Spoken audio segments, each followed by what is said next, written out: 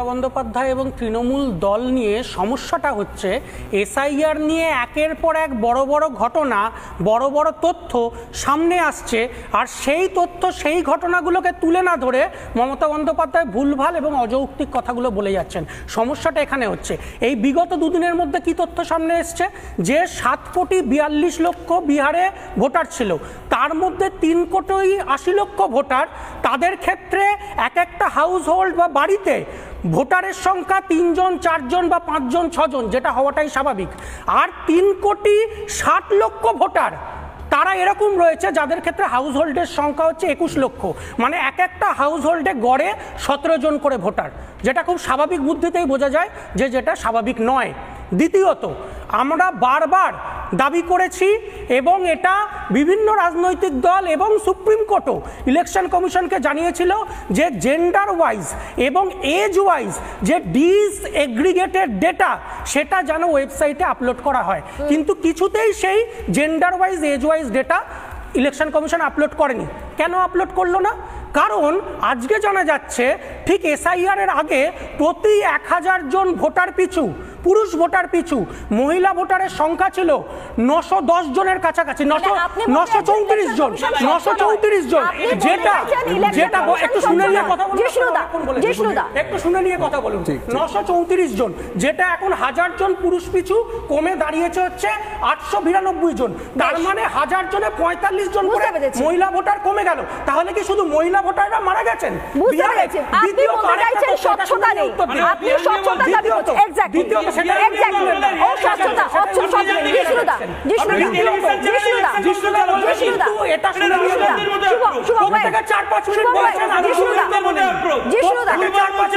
আমি 2 মিনিটও বলিনি। দ্বিতীয়, এটা 14,000 ভোটার, 14,000 ভোটার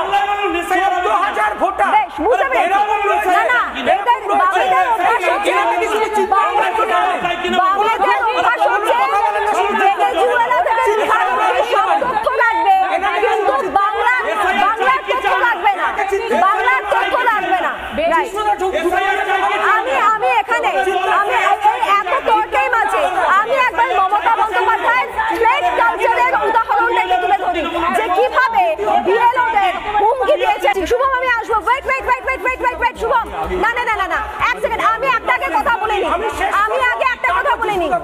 বিহার থেকে না শঙ্কুদা, বিহার থেকে ভেনেজুয়েলা সব তথ্য বামেদের কাছে থাকে, শুধু বাংলার বিষয়ে কোনো তথ্য থাকে না। কত অনুপ্রবেশ ঘটছে, কত মানুষ সবাই হাত মারছে, তার তথ্য থাকে না। আমি শেষ করব, তুমি কি আচ্ছা বুঝতে পেরেছি, 14,000 ভোটার এরকম রয়েছে যাদের বয়স 100 বছরের ওপর, এবং সেই 100 বছরের ভোটাররা তারা তার মানে 18 বছর বয়স থেকে 100 বছর পর্যন্ত তারা এই হিসাব আপনি বিহারেই পাবেন, এই হিসাব আপনি বাংলার জন্য পাবেন না। বাংলায় কত অনুপ্রবেশ হয়ে গেল, কজন ধরা পড়লো, কজন জঙ্গি জিজ্ঞেস করুন, জানি না, জিজ্ঞেস করুন, জানি না। আরে বিহার নিয়ে আলোচনা হচ্ছে না, বাংলা নিয়ে আলোচনা হচ্ছে। শুভম, আমি থামাতে বাধ্য হব, সেই ভোটগুলো আমি থামাতে বাধ্য হব। শুভমের অডিও দাও, শুভমের অডিও দাও, জিষ্ণু দাও, এবং এই কারণে অন্য রাজনৈতিক দল যাতে আচ্ছা শুভম আপনাকে শোনা যাবে না, জিষ্ণু দা কবে সমস্যাটা এটাই। আমার একটাই বক্তব্য, দিয়ে কথা বলেন না, আমাদের বলার সময় চিৎকার করেন। ঠিক আছে শুভম,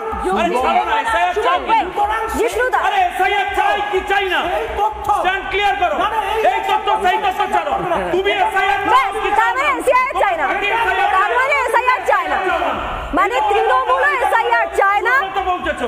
শূন্য বাংলার শূন্য হচ্ছে তৃণমূলের দালাল বলে, বুঝতে পেরেছি, তৃণমূল এসআইআর চায় না, বাকিরা এসআইআর চায় না, অন্তত এই কনসেপ্টটা ক্লিয়ার। তৃণমূল এবং বাম এখন এসআইআর চায় না, সেই ভোটগুলো সব বিজেপি দিতে যায়। আচ্ছা